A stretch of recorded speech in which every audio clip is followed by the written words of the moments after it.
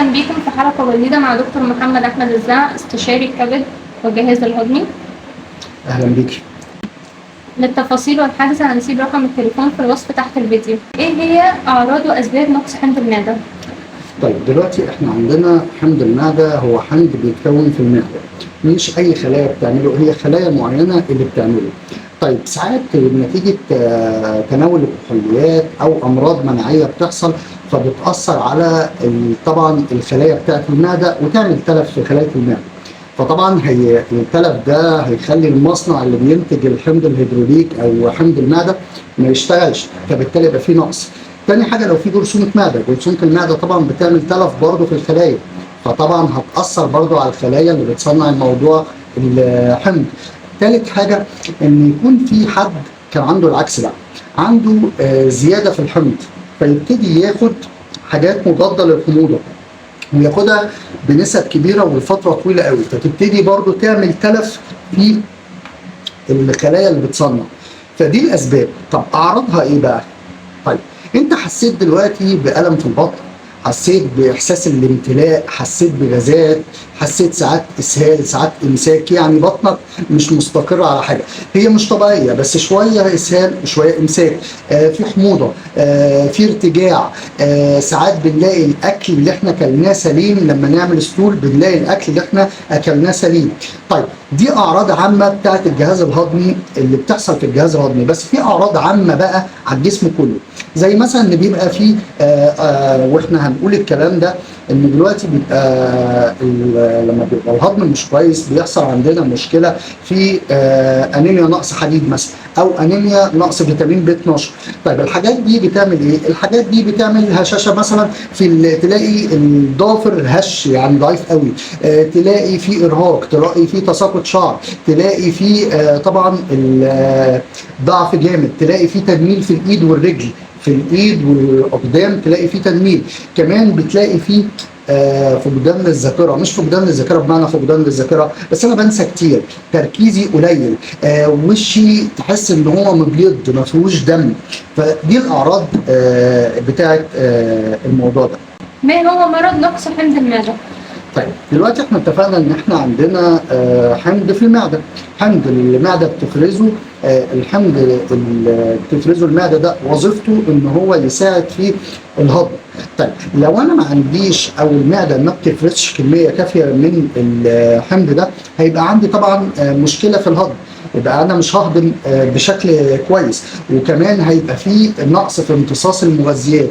طيب ده هيعمل ايه؟ هيعمل عسر هضم، وهيعمل كمان سوء تغذيه، وكمان هيخلي فيه نمو زياده للبكتيريا اللي بتاثر على الجسم وبتاثر على المعده.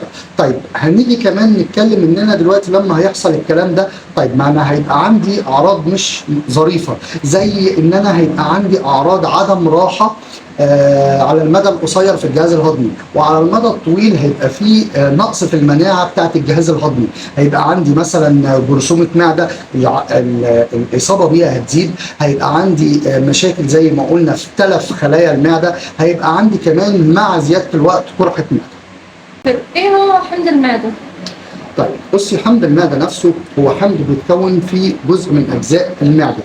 طيب الحمض ده المفروض ان هو وظيفته ان هو يساعد في الهضم ويعلي المناعه، ويساعد في امتصاص وتكسير البروتين، وطبعا احنا محتاجين البروتين جدا في جسمنا. طيب وفي نفس الوقت هو بيساعد كمان في ان هو يتحكم في الفيروسات والميكروبات والبكتيريا اللي بتهاجم الجسم، فهو مهم جدا، ونقصه بيعمل مشاكل كتير اللي احنا قلناها. طب ازاي بتحصل الحموضة؟ طيب دلوقتي انا المفروض في نقص حمض المعده.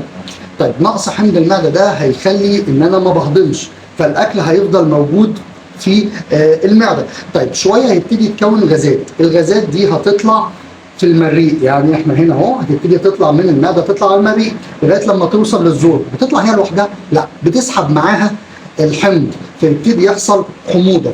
طيب ان انا وجود الفكره دي هتخلي كمان مفيش هضم، يعني لما يبقى في نقص للحمض المعده هيخلي كمان ما فيش هضم.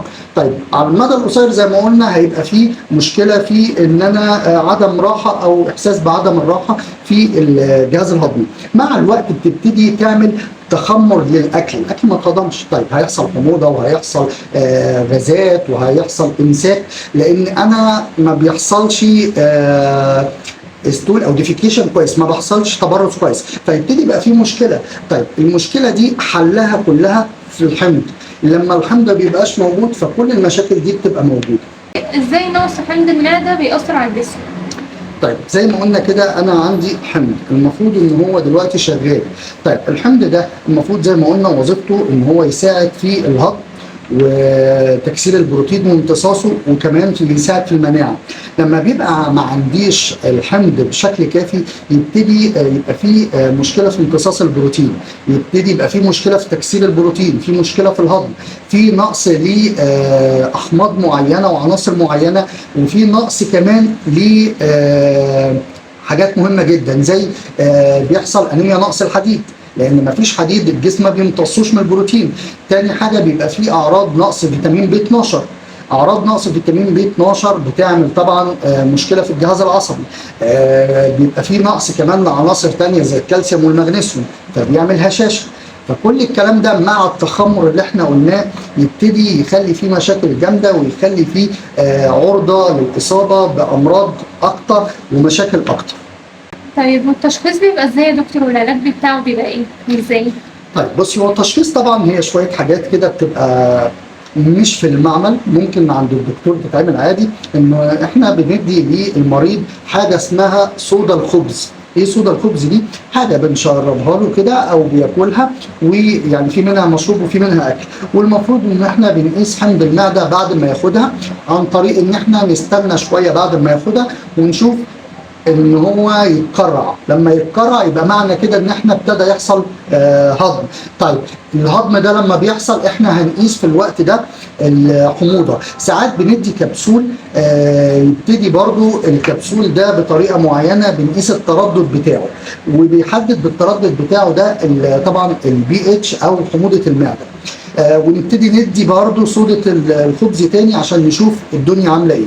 طيب في حاجه ان احنا ساعات بنحط كبسوله معينه فيها بتحدد الحموضه ماسكه في حبل كده او في خيط، بنحطها لغايه لما تنزل المعده وهي بتبقى بتتلون على درجه الحموضه ونشوف الحموضه قد ايه. طيب ده بالنسبه للتشخيص بتاعي. مفيش تحليل معين يقول لي انا عندي نقص حمض المعده او زياده حمض المعده، احنا بنعتمد على كده. العلاج بتاعه انا طبعا هعتمد على ان انا اعرف ايه السبب. هل السبب دلوقتي ان انا مثلا عندي جرثومه معده، انا باخد زي ما قلنا انا باخد مضادات الحموضه كتير، او انا بغض النظر عندي تلف في الخلايا بتاعه المعده. طيب يبقى اول حاجه علاج السبب. السبب في الثلاثه دول بشوف ايه هو. بيشرب كحوليات كتير، عنده امراض مناعيه، المفروض ان انا بعالج السبب. تاني حاجه بدي الحمض ده بس صناعي، وابتدي اتعامل معاه وادي الجرعه على حسب الهضم بتاعه والكلام ده كله. ثالث حاجه ان انا ادي بقى علاج للاعراض، زي مثلا عنده نقص انيميا نقص حديد فبديله حديد، عنده انيميا نقص فيتامين بي 12 فبديله، عنده نقص كالسيوم نقص مغنيسيوم بديله. فالموضوع يا جماعه مهم، اهم حاجه بس ان احنا نهتم بيه. موضوع نقص حمض المعده مش مشهور قوي، بس بيسبب اعراض كتير قوي، واحنا ساعات بناخد علاج غلط وبنتجه اتجاهات غلط في الموضوع ده. شكرا لحضرتك يا دكتور على اللقاء مع حلقه جديده. ميرسي. العفو، مع الف سلامه.